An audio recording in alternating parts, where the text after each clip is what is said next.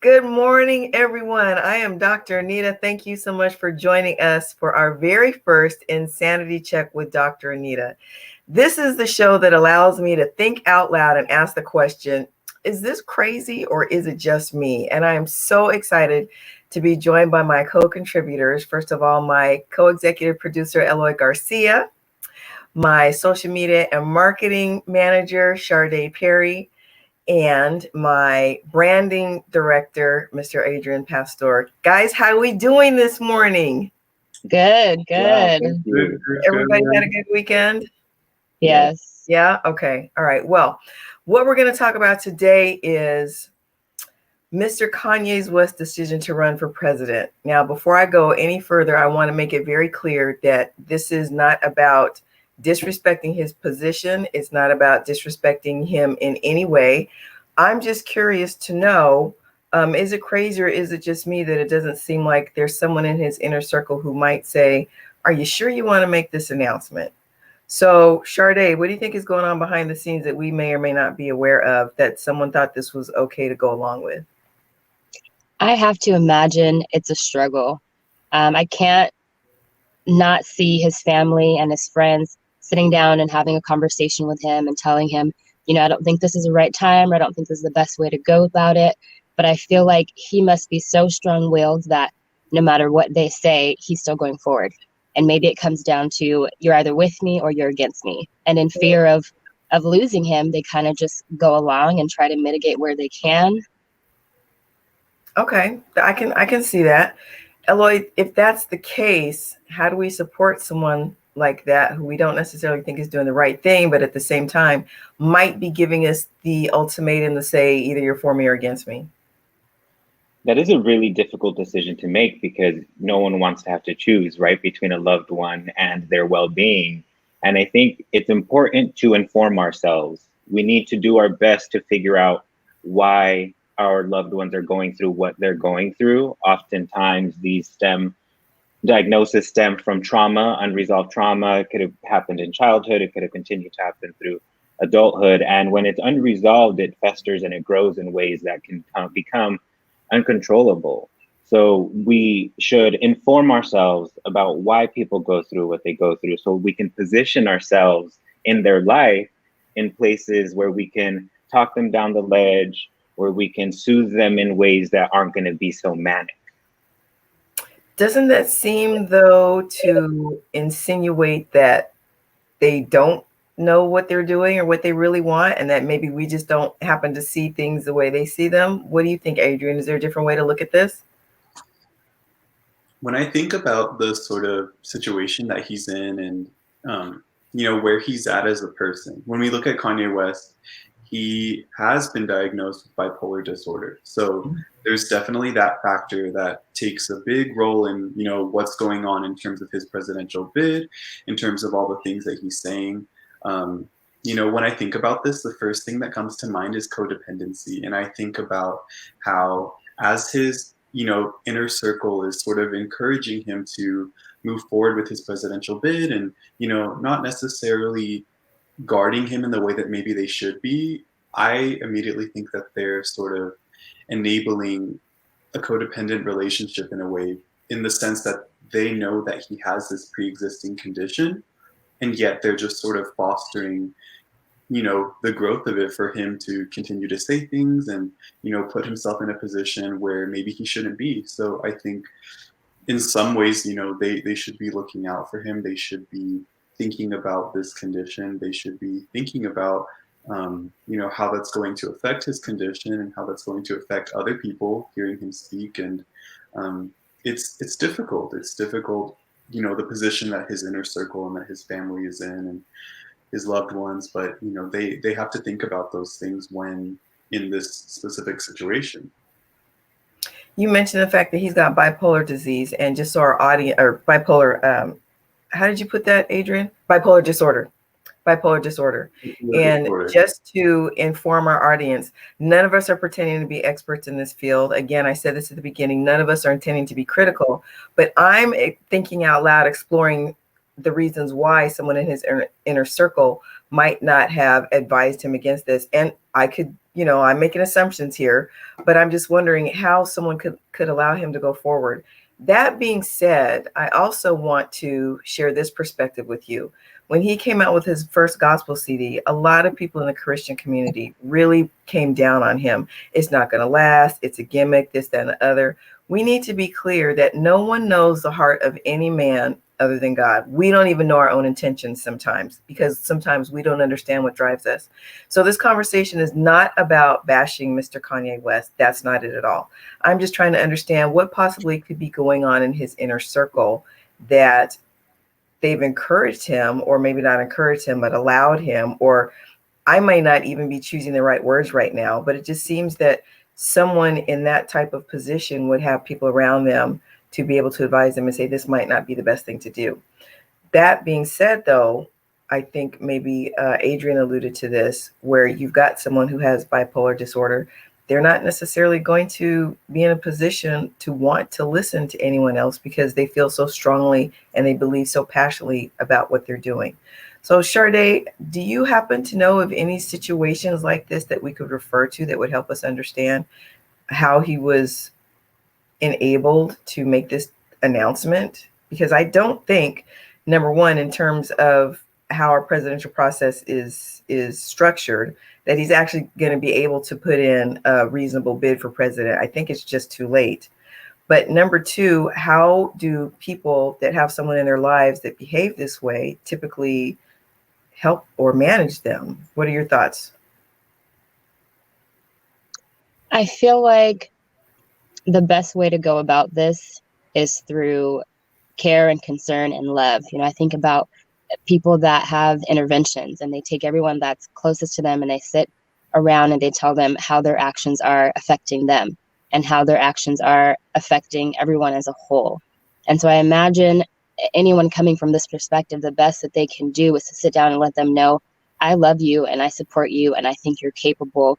I just think there's a different way to go about this.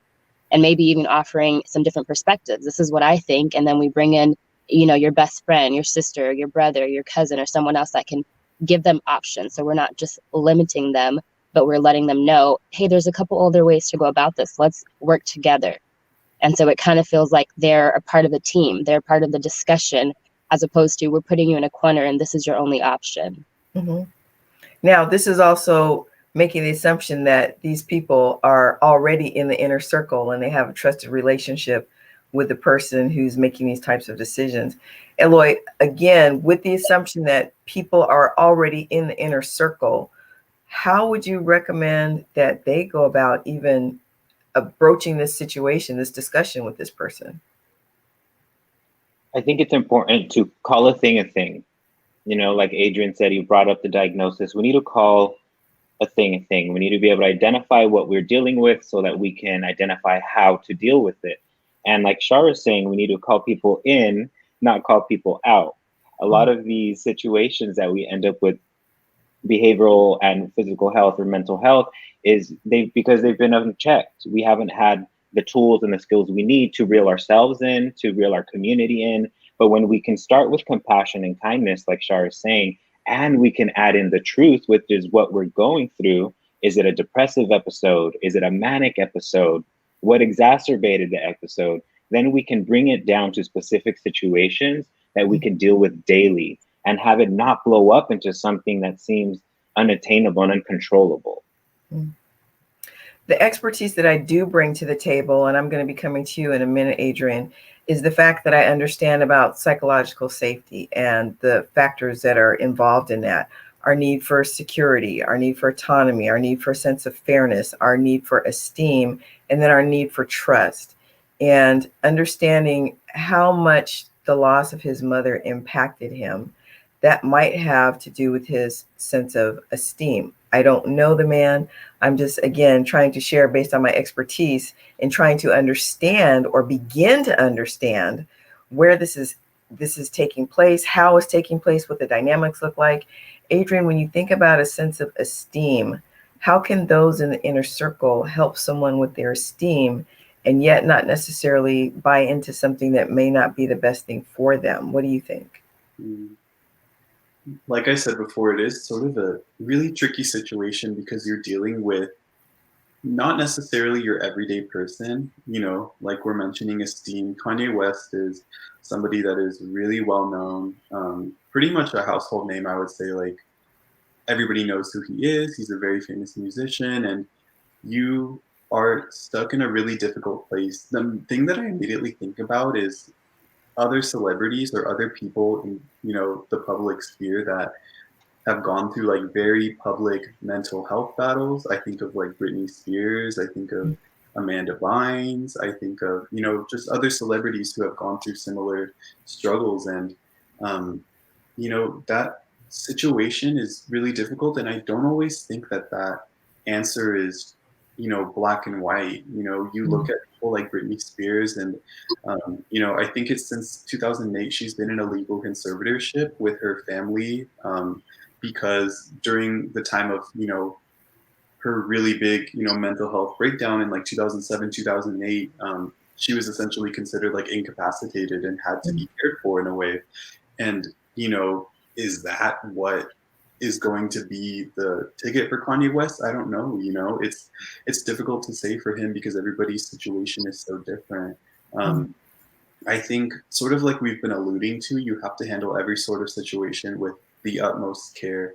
But I think for them, because his inner circle does include, other public figures. You have Kim Kardashian, you have her entire family as well, and it's hard for them to navigate. But I think the best thing that they can do, and I mean, I'm sure they're already aiming to do it this way anyways, just to be as private as possible.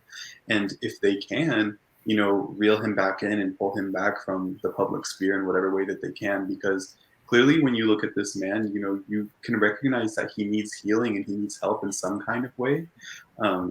And yeah, it seems like the opposite is being done, at least from the outside. And again, that's no disrespect to him or to his journey whatsoever, but somebody dealing with his circumstances, I don't think should be, in the situation that he's in right now.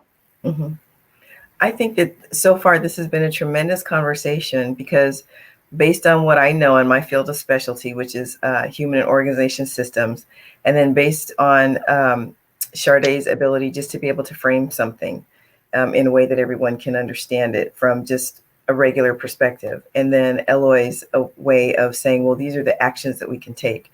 But then coming to Adrian always seems to have a different way of seeing things.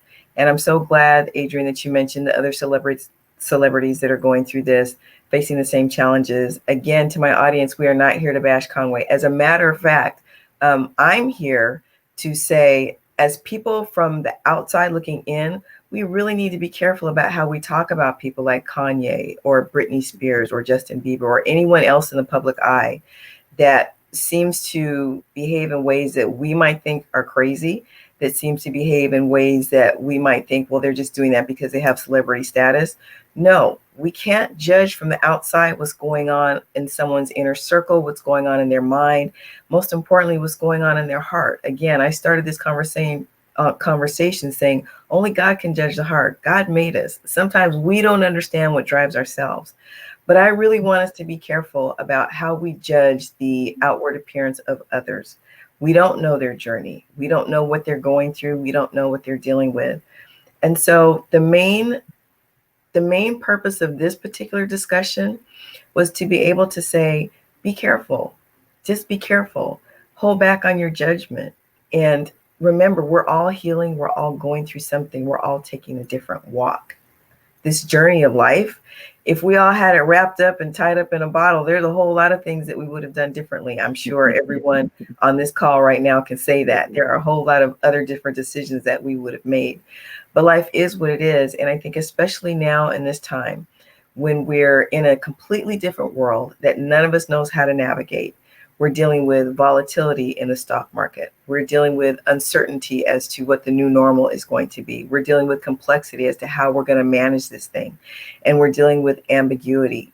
What is tomorrow going to look like, let alone next week, let alone next month, let alone where are we going to be this time next year? There's a lot of factors to take into consideration as we're living life. So what I'd like to direct the panel's attention to now is Are there any situations in your life where it looks like somebody's doing something crazy? You just kind of think, well, as someone in their inner circle, there's something I should be doing or saying. Sade, let's start with you. Absolutely. I can think of a handful of people in my life right now that are reacting to the circumstances that we're in as far as COVID-19 and the safety precautions that we need to take. And I think it's a difficult conversation because, as you stated, we are not professionals. I don't have all of the answers. All I can say is this is what it looks like from my point of view. And I just want you to know that I love you and that I support you. I don't even want to say but, because I feel like that is taken away from that. And I think there are a couple other ways that we can do this. I, for instance, have been using my resources. I have been using my support systems. I have been learning new hobbies, whatever I can kind of offer from this is what I'm doing. Maybe you could try that too, has been my approach. I like that. I like that very much. It sounds like a holistic approach that you're applying to yourself. Eloy, how about you? Yeah, I find it important not to question so much, because I find people's decision making, when it seems out of character, like you're saying, because they're obviously going through something that I can't see or hear or feel, or for whatever reason we aren't sharing with each other, which is fine. So not questioning so much why they're doing it, but more so monitoring their being and how they are behaving throughout the process. Are they happier? Did they move? Did they do a sudden change of careers? But are they happier now? Do they have what they've always wanted? Or does it seem like what they're doing isn't adding up to what they're saying? So being patient, also taking a step back, letting people figure it out for themselves as well, and not causing so much doubt within them by bringing up so many questions about why they're going through what they're going through, and letting them show us in healthy ways as well, by just showing them that they can trust us and they're safe with us. That is huge. Safety. That goes back to one of those psychological safety factors about what it is that we can do to build trust for those that we love, so that they know we're here for us in any capacity that they need. Adrian, what are your thoughts? Safety is what resonated with me so much, so because it's really true, and it hits home for everybody. You can't heal in a way or continue to share your healing process or journey if you don't feel safe, I think.